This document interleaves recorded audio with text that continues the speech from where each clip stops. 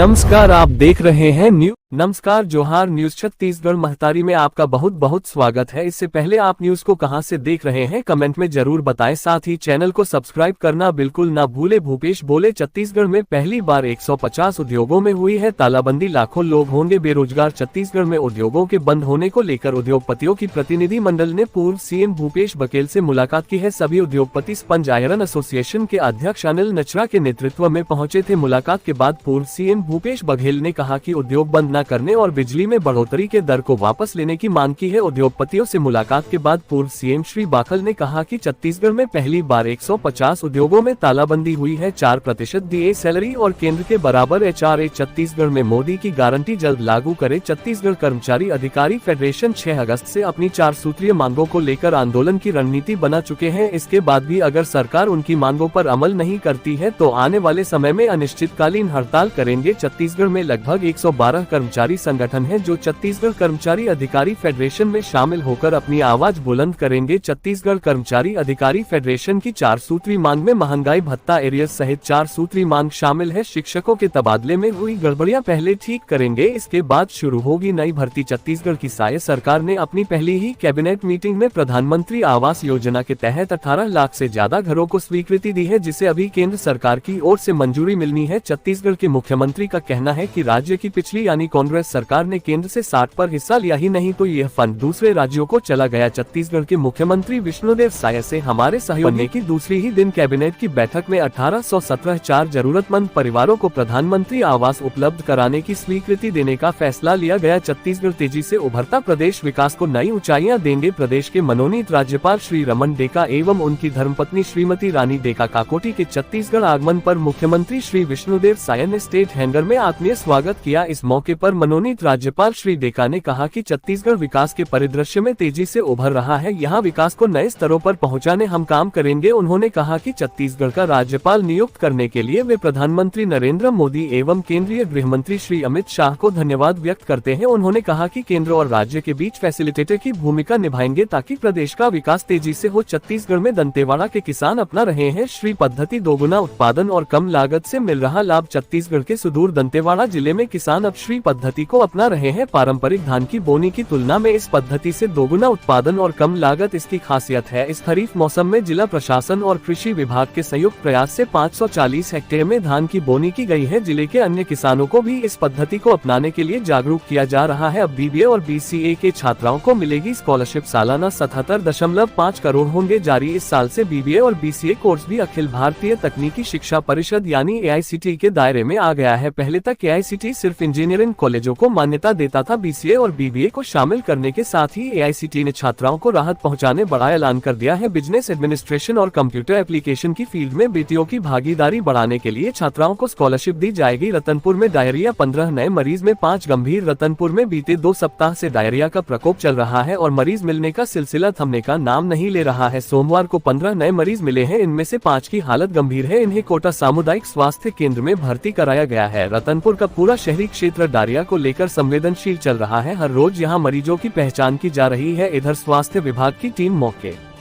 पर है और सर्वे कर मरीज खोजक उपचार किया जा रहा है। जशपुर नगर में स्थापित होगा 400 केवी सब स्टेशन, लो वोल्टेज की समस्या से मिलेगा निजात। मुख्यमंत्री विष्णुदेव साय के निर्देश के बाद अब जिले में 400 केवी विद्युत सब स्टेशन स्थापित करने का रास्ता साफ हो गया है। सब स्टेशन स्थापित करने के लिए कुनकुरी ब्लॉक के हर्रडांड में 18.20 एकड़ भूमि राज्य विद्युत वितरण कंपनी को कलेक्टर रवि मित्तल ने आवंटित कर दिया है। विद्युत विभाग के डीएनआर भगत ने बताया कि सब स्टेशन के बन जाने से जिले में विद्युत आपूर्ति व्यवस्था में आमूल सुधार आएगा। छत्तीसगढ़ में बिजली दर की बढ़ोतरी का विरोध, 200 फैक्ट्रियां बंद, कांग्रेस ने दिया समर्थन। छत्तीसगढ़ में बिजली दरों में बढ़ोतरी के विरोध में उद्योगपतियों ने सोमवार रात 12 बजे से 200 फैक्ट्रियों पर ताला लगा दिया है। उद्योगपतियों का कहना है कि जब तक बिजली की कीमतें कम नहीं की जाती प्रोडक्शन दोबारा शुरू नहीं होगा। कांग्रेस ने उद्योगपतियों के आंदोलन को समर्थन दिया है। इसको लेकर रायपुर में बिजली बिल जलाकर सरकार के फैसले का विरोध किया है। अन्य राज्यों से छत्तीसगढ़ में बिजली सस्ती, स्टील उद्योगों को मिल रही है 713 करोड़ की बड़ी छूट। स्टील उद्योगों की बिजली दर में 4 साल पहले बड़ा खेला का खुलासा हुआ है। वर्ष 2021 से 22 में स्टील उद्योगों को लोड फैक्टर में मिलने वाली अधिकतम छूट को 8% से बढ़ाकर 25% कर दिया गया है। आपको बता दें कि छत्तीसगढ़ में उद्योगों को जितनी सहूलियत और सुविधाएं दी जाती है उतनी शायद देश के किसी भी राज्य में नहीं दी जाती। सिर्फ बिजली बिल की बात करें तो राज्य सरकार स्टील उद्योगों को 7,713 करोड़ की छूट दे रही है। पिछले दिनों छत्तीसगढ़ राज्य विद्युत नियामक आयोग ने हर वर्ग की विद्युत उपभोक्ताओं के लिए पुनरीक्षित विद्युत दर घोषित की है। छत्तीसगढ़ में बह गए 2 पुल 3 हज लोग परेशान। छत्तीसगढ़ के बालोद जिले में पिछले एक सप्ताह से झमाझम बारिश हो रही है, जिससे कई पुल पलियों की स्थिति दयनीय हो गई है। लौड़ी से बिरत जाने वाले मुख्य मार्ग पर एक पुल बह गया। अब लोग जान जोखिम में डालकर पुलिया पार करने को मजबूर है। बताया जा रहा है कि लगभग 6 से ज्यादा गाँव का संपर्क जिला मुख्यालय से टूट गया है। इन गाँव में करीब 25 से 3,000 की आबादी है। ग्रामीण पुल नहीं होने की वजह से आवाजाही नहीं कर पा रहे हैं। हावड़ा मुंबई एक्सप्रेस का झारखंड में बड़ा ट्रेन हादसा, 150 से ज्यादा लोग घायल। छत्तीसगढ़ की कई ट्रेनें हुई प्रभावित। छत्तीसगढ़ से इस वक्त की बड़ी खबर सामने आई है, जहां झारखंड राज्य में हावड़ा मुंबई एक्सप्रेस का बड़ा ट्रेन हादसा हो जाने के कारण प्रदेश की कई ट्रेनों को रोक दिया गया है। मिली जानकारी के मुताबिक हादसे में 2 लोगों की मौत और 150 से ज्यादा लोग घायल हुए हैं। बताया जा रहा है कि हावड़ा मुंबई एक्सप्रेस के पहिए झारखंड के चक्रधरपुर स्टेशन के पास अचानक पटरी से उतर गए। उस हादसे में ट्रक के 8 डिब्बे पटरी से उतर गए। B4 समेत 3 डिब्बे बुरी तरीके से क्षतिग्रस्त